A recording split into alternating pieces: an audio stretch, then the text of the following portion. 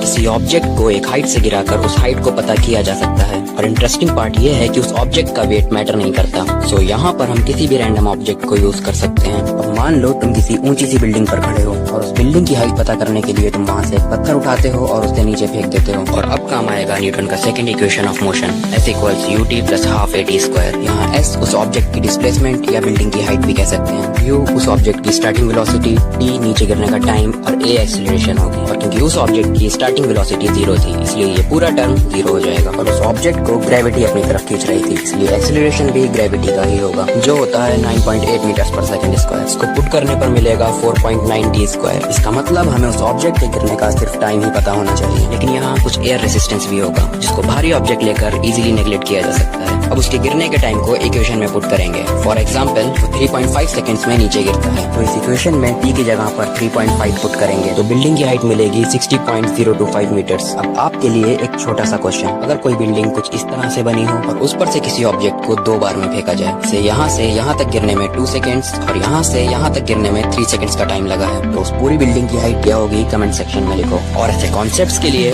Follow जरूर कर लेना।